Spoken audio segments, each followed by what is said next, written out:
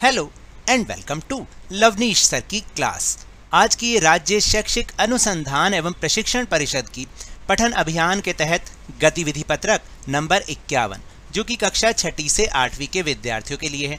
यह ली गई है गणित विषय से और प्यारे बच्चों, इसे आपको अपनी गणित की नोटबुक में करना है और इसे हिंदी मीडियम वाले बच्चों को ही करना है। इंग्लिश मीडियम वाले स्टूडेंट्स को जो आज की ये वर्कशीट इंग्लिश मीडियम में आई है उन्हें वो अटेम्प्ट करनी है। तो आज की ये जो वर्कशीट है यह भी आधारित है भिन्नों पर। आपको याद है ना कि पिछले सप्ताह जो हमने वर्कशीट की थी भिन्न के ऊपर, उसमें थोड़ा बहुत हमने भिन्न के बारे में जाना था। आज उससे आगे जानेंगे। तो चलिए बिना समय गवाए शुरुआत करते हैं मेरे साथ और समझने की कोशिश करते हैं। मोहनलाल ने अपने खेत को 9 बराबर भागों में बांटा। वह 9 बराबर भागों में से एक भाग पर संतरे उगाता है। एक भिन्न पूरे के एक हिस्से को दर्शाता है।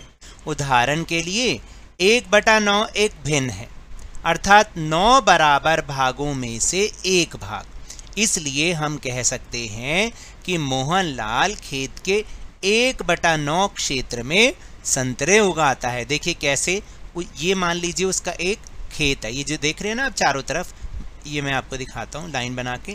मान लीजिए ये उसका एक खेत है, ठीक।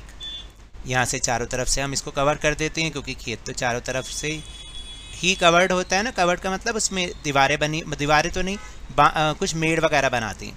अब इसने अपने इस खेत को 9 बराबर भागों में बांट दिया। कैसे? ये तो 3 भाग, और यहाँ से जब हम करेंगे तो देखो इस तरीके से इसने अपने खेत को कितने भागों में बांटा? 1 2 3 4 5 6 7 8 9।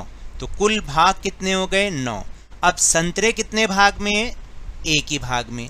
तो इसका मतलब 1/9 भाग में हमारे क्या हो गए? संतरे हो गए। तो हम इस तरीके से बोलते हैं। जैसे आपके नंबर नहीं मिलते भाई, आपको नंबर कैसे मिलते हैं? कुल नंबर हैं आपके 20 और आपको मिले 18, तो 18/20 लिखते हैं ना मैम या सर। तो इस तरीके से ऐसे ही हम इसको भी कर सकते हैं। अब आप लिखिए कि वह खेत के कितने क्षेत्र में आम उगाता है। अब आम को देखो, आम कितने भाग में है? एक भाग में और दूसरे भाग में। तो कैसे करेंगे हम? तो हम यहाँ पे लिखेंगे कुल भाग कितने हैं? 9। और आम कितने भाग में है? 2 भागों में। तो भिन्न संख्या बन गई 2/9। ये हो गया आपका उत्तर। फिर कौन से 2 फल प्रत्येक खेत का 2/9 भाग घेरते हैं? अब एक तो आम ही हो गया 2/9 भाग में, और देखो कौन सा फल ऐसा है जो 2 भागों में है? वो है अंगूर, है ना। बाकी तो कोई नहीं है ना ऐसा। तो हम यहां पर लिखेंगे आम और अंगूर, इस तरीके से, ठीक है ना। अब हम कुछ और भिन्नों के प्रकार के बारे में जानेंगे कि ये जो भिन्न संख्याएं होती है कितने कितने प्रकार की होती हैं। जैसे सबसे पहले है उचित भिन्न। उचित भिन्न किसको कहते हैं? वे भिन्न जिनका अंश हर यानी कि निचली संख्या से छोटा होता है। याद रखना, जिनकी अंश वाली संख्या क्या होगी? छोटी होगी, ठीक है। और हर वाली संख्या क्या होगी? बड़ी होगी। उसको हम क्या कहते हैं? उचित भिन्न। याद रखना, जैसे 2/5, 5/7, 3/7 और 7/12। यानी अंश छोटा होगा और हर क्या होगा? वो बड़ा होगा। इसको हम क्या कहेंगे? उचित भिन्न। चलिए अब अगली भिन्न देखते हैं। वे भिन्न जिनका अंश हर से बड़ा या उसके बराबर होता है अनुचित भिन्न कहलाते हैं। अब अंश जो है, अंश क्या होगा? वो बड़ी संख्या होगी और हर क्या होगा? वो छोटी संख्या होगी, ठीक है ना। जैसे कि आप यहाँ पर देख रहे हैं, बड़ी संख्या 5 है और हर कितनी है? 2, यानी छोटी संख्या तो 5/2। फिर हमने कहा कि भाई जिसका अंश हर के बराबर होगा या उससे बड़ा होगा, तो 7/7 भी एक अनुचित भिन्न ही है। फिर 25/27, यानी कि आप देख रहे हैं कि अंश जो है अब ये देखो यहाँ पे 25/27 है, क्या ये अनुचित भिन्न है? नहीं, ये आपको गलती से लिख दिया गया है। ये तो एक उचित भिन्न है। ये क्या, कौन सी भिन्न है? ये है उचित भिन्न, ठीक है ना। तो ये यहाँ पे गलती से लिख दिया गया है। ये हो सकती है अनुचित भिन्न, क्योंकि इसमें अंश क्या है? बड़ा है, 43/21। तो आपने इसको नहीं लिखना, इसको नहीं लिखना, ठीक है। फिर इसके बाद है मिश्रित भिन्न। मिश्रित भिन्न क्या होती है? इस प्रकार के भिन्न एक पूर्ण संख्या और एक उचित भिन्न का संयोजन होते हैं। यानी कि एक तो यहाँ पर कोई ना कोई पूर्ण संख्या लिखी होगी और फिर साथ में एक उचित भिन्न भी लिखी होगी। और उचित भिन्न क्या होती है? जिसमें अंश बड़ा होता है, जिसमें अंश छोटा होता है। जैसे कि और हम इसको बोलेंगे कैसे? 1 सही 1/2। क्या बोलोगे? 1 सही 1/2। इसको क्या बोलोगे? 2 सही 2/3। इसको क्या बोलोगे? 3 सही 5/7। और ये 5 सही 1/5। यानी एक तो पूर्ण संख्या और साथ में एक उचित भिन्न जिसमें अंश छोटा होगा। याद रहेगा, ऐसी भिन्नें मिश्रित भिन्न कहलाती हैं। फिर समान भिन्न क्या होती है? समान भिन्न बहुत आसान है। जिन 2 या 2 से अधिक भिन्नों में हर समान होते हैं, यानी हर वाली संख्या अगर बिल्कुल समान होगी 2 या 2 से ज़्यादा भिन्नों में, तो उन्हें हम समान भिन्न कहते हैं। जैसे कि 1/2, 3/2, 7/2, 9/2। अब उपरोक्त भिन्नों में क्या है? सभी हर समान यानी कि 2 है ना। समान भिन्न इसको कहेंगे जिनका हर एक समान होता है। 2 या 2 से ज़्यादा भिन्न होने चाहिए। और विषम भिन्न क्या होंगी? जिन 2 या 2 से अधिक भिन्नों में हर भिन्न भिन्न होते हैं, उन्हें विषम भिन्न कहते हैं। जैसे देख रहे हो यहाँ पे 1/3, 4/5, 1/7, 9/11। तो इसमें क्या है? हमने ये नहीं देखना कि ऊपर छोटा या बड़ा है या नीचे छोटा या बड़ा है। आपने देखना है हर वाली संख्या 2 या 2 से ज़्यादा भिन्नों में अलग अलग होगी। तो अलग अलग होगी तो विषम भिन्न, और एक जैसी होगी तो समान भिन्न।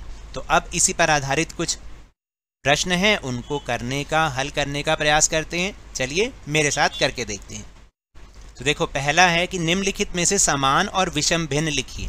अब समान भिन्न कौन कौन सी हैं? अभी आपको पता चल गया, जिनमें हर समान संख्या होगी। 4/9 ये भी समान है। फिर और देखो किसके हर में 9 लिखा हुआ है? 7/9, ठीक है ना। फिर 1/9, फिर 3/9 और उसके बाद 6/9। तो ये आपने देखा, ये और ये पांचों के पांचों जो भिन्न हैं, ये कैसी भिन्न कहलाएंगी? समान भिन्न। और विषम भिन्न कौन कहलाएंगी? 7/16, ठीक, और 5/8 और 2/3। तो ये क्या है? इनमें हर आप देख रहे हो कैसा है? अलग अलग है ना। तो ये विषम भिन्न। अगर हर समान हो तो समान भिन्न। अब निम्नलिखित में से उचित और अनुचित भिन्न लिखिए। अब इसमें से हमें छांटना है कि उचित भिन्न कौन सी है और अनुचित कौन सी है। तो उचित में क्या होता है? अंश हमेशा छोटा होता है। तो पहले लिखेंगे 4/7, अंश छोटा है। फिर अगली 11/12, ठीक। फिर अगला देखो, अगला कौन सा होगा? ये होगा पहले ये आएगा 8/9, फिर 5/16। देख रहे हैं इन चारों भिन्नों में कैसे है? जो अंश है वो छोटा है और हर बड़ा है। तो कौन कौन सी हो गई? 4/7, फिर 11/12, फिर 8/9 और 5/16। इसके बाद है अनुचित भिन्न। अनुचित भिन्न में क्या होता है? अंश या तो बड़ा होगा या हर के बराबर होगा। तो पहले हम लिखेंगे 15/9, फिर हम लिखेंगे 23/4, फिर हम लिखेंगे 17/5, फिर 18/5, ठीक है। तो इस तरीके से आपने देखा कि हमने उचित भिन्न को अलग कर लिया और अनुचित भिन्न को अलग कर लिया। उम्मीद करता हूं कि आपको भिन्न संख्या और उसके प्रकारों के बारे में समझ भी आया होगा। तो इसी पर आधारित कुछ और प्रश्न करने का अपनी पाठ्यपुस्तक में से प्रयास करेंगे तो आपको और अच्छे से समझ में आएगा। तो ये तो थी आज की वर्कशीट। अगर मेरे इस तरह समझाने से अब आपको समझ में आने लगा है तो इस चैनल और वीडियो को लाइक कीजिए, शेयर कीजिए, और अगर आप नए हैं तो जल्दी से सब्सक्राइब कीजिए और हमारे इस चैनल के सब्सक्राइबर्स को 1 लाख तक पहुँचाने में मेरी मदद कीजिए। लेकिन ये भी याद रखिएगा, टेलीग्राम ऐप पर हमारे चैनल लवनीश सर की क्लास, उसको ज्वाइन करना ना भूलिएगा। और जब भी घर से बाहर निकले मास्क अवश्य लगाएं, और जब भी आपकी बारी आए कोरोना का टीकाकरण अवश्य कराएं, क्योंकि कोरोना को हराना है और ज़िंदगी को एक बार फिर से सुहाना बनाना है। इसी उम्मीद के साथ बहुत बहुत धन्यवाद।